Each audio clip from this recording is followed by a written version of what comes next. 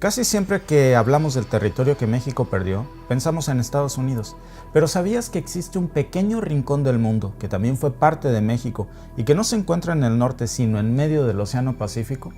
Hablamos de un territorio que nos fue arrebatado no por Washington, sino por una nación europea, Francia. Y lo que es aún más sorprendente es que, a pesar de los años transcurridos, Francia aún retiene ese pequeño territorio, un pedazo de tierra que México perdió y que hasta la fecha no nos han devuelto. ¿Te gustaría conocer más? Entonces, acompáñame en esta fascinante travesía a través de la historia y los misterios de este lugar. Esta historia comenzó a principios del siglo XVIII, cuando un pirata inglés llamado John Clipperton descubrió esta isla. Pero no sería sino hasta 1858 cuando México, bajo el gobierno de Ignacio Comonfort, la reclamaría como suya. ¿Qué sucedió durante todo este tiempo? ¿Por qué México decidió reclamarla? ¿Y por qué nos la quitó Francia? Uno podría pensar que la ubicación de la isla a más de 10.000 kilómetros de Francia y apenas a poco más de 1.000 kilómetros de México le hacía un territorio naturalmente mexicano. Pero, como veremos, la situación fue más complicada. Durante la primera mitad del siglo XIX, México vivió una serie de conflictos internos y externos, entre las guerras de independencia y la intervención extranjera, y también las luchas políticas internas. El país se encontraba en constante agitación.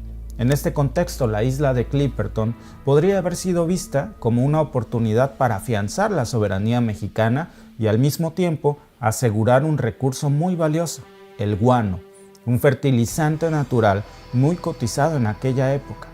Así que en 1858 México decidió reclamar la isla como suya.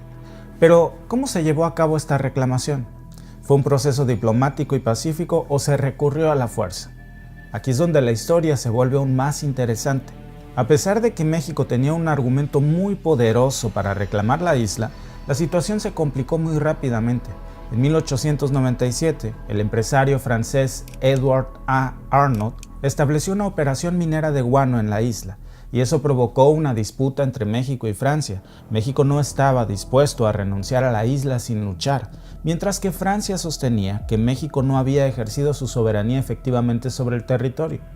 La situación llegó a un punto crítico cuando ambos países decidieron llevar su disputa a un árbitro imparcial, el rey Víctor Manuel III de Italia, mi tocayo, quien hubiera pensado que un rey italiano, por cierto, tendría que decidir el destino de una isla mexicana en medio del Océano Pacífico.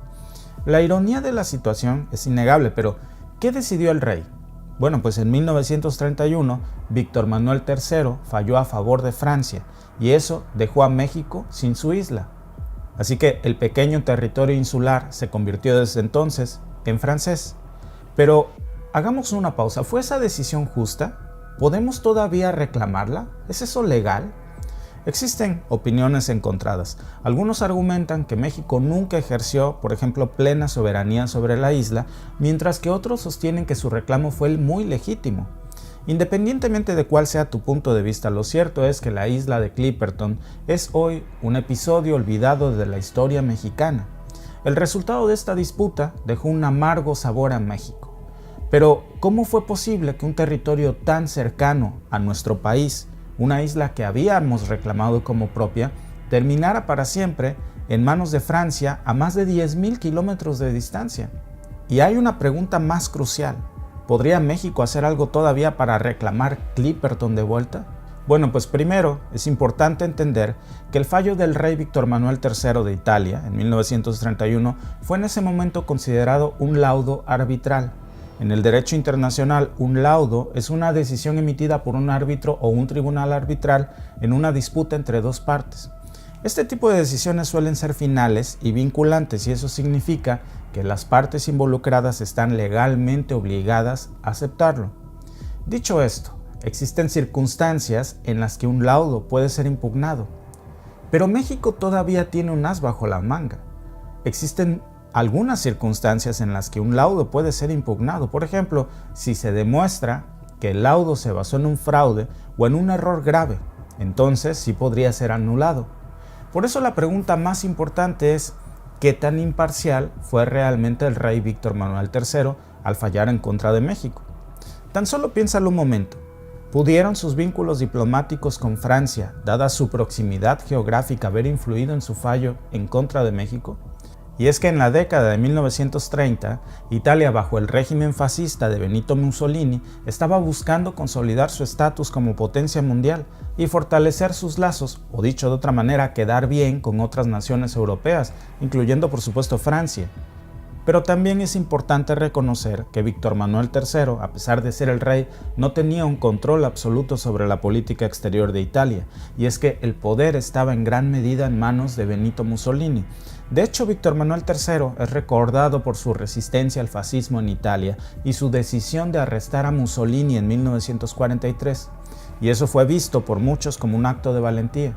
Por eso la idea de que el rey pudiera haber sido influenciado por intereses políticos de Francia es un poco difícil de argumentar. Pero ahora imagínate por un momento que México decide tomar acciones para reclamar la isla de vuelta. ¿A qué instancia legal podríamos acudir? ¿Y qué implicaciones diplomáticas podría tener esto con Francia? Un primer paso sería presentar la disputa ante la Corte Internacional, o la CIJ.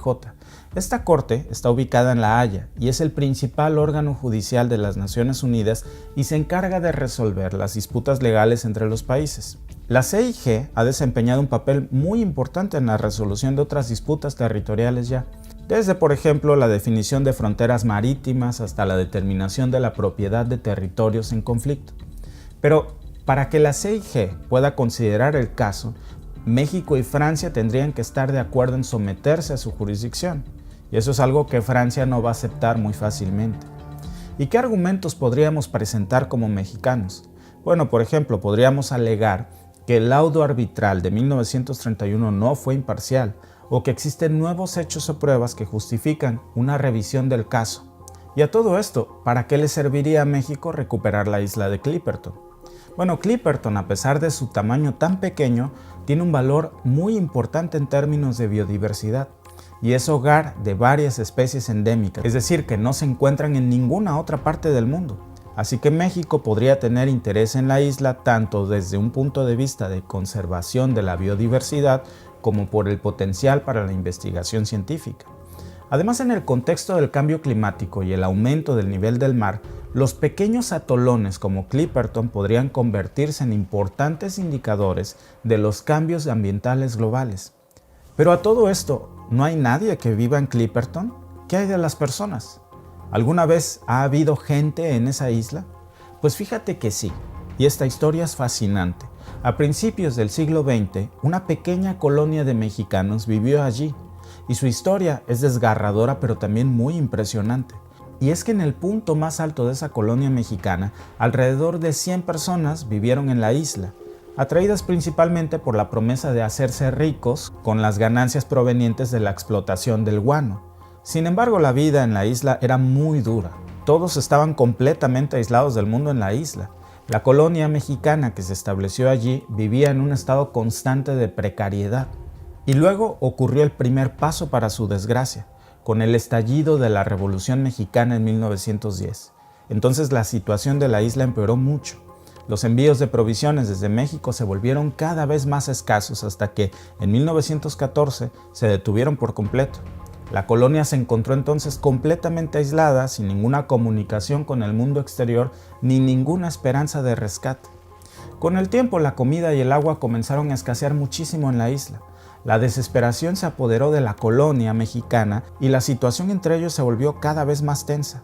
Y el farero mexicano Ramón Arnaúd se convirtió en el líder de facto de los supervivientes, luchando por tratar de mantener el orden y la cordura entre los habitantes de la isla, que estaban totalmente desesperados. Pero luego la situación llegó a un punto muy crítico cuando uno de sus habitantes supervivientes, un hombre llamado Victoriano Álvarez, se volvió loco e hizo algo terrible.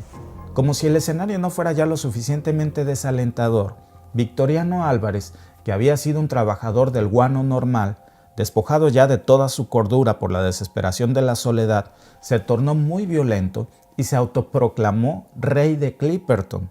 ¿Puedes imaginarte el terror de los demás supervivientes debilitados por la falta de alimento y agua al verse sometidos a este reinado de terror? Y en ese pequeño territorio mexicano del momento, también surgió un héroe, como lo fue en su momento Miguel Hidalgo en México. Pero en este caso, ese héroe fue Ramón Arnaúd, el farero del que te hablé de la isla. Arnaúd se convirtió entonces en un héroe en contra del autoproclamado rey y decidió enfrentarse al rey Álvarez, como se hacía llamar, para proteger a los inocentes. ¿Podrías imaginarte el coraje que se necesitaba para enfrentarse a un tirano loco?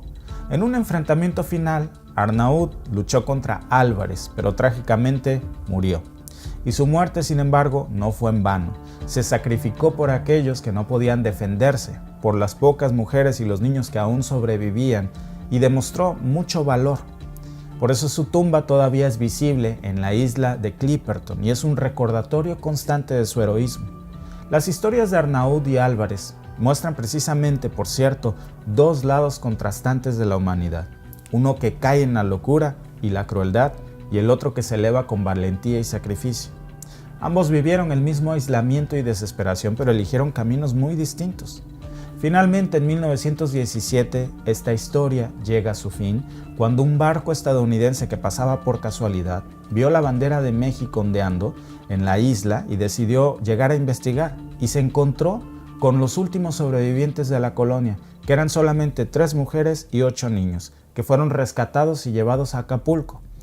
La historia de la isla de Clipperton, amigos, es un recuerdo de cómo los pequeños detalles pueden cambiar todo el curso de la historia. Cada pedazo de tierra, cada isla, cada montaña tiene su propia historia para contar. Así que la próxima vez que mires un mapa del mundo, busca la isla de Clipperton, un pequeño puntito en el Océano Pacífico, pero con una historia que se extiende a través de océanos y siglos. Quién sabe qué otras historias olvidadas, por cierto, esperan a ser descubiertas. Pero por hoy, eso ha sido todo sobre la isla de Clipperton. Pero no te vayas todavía, porque hay muchas más historias que contar en este canal. ¿Estás listo para descubrirla? Pues te espero en el próximo video, en donde seguiremos desenterrando las historias que han sido cubiertas por el polvo del tiempo. Yo soy Víctor y te veo en el próximo video.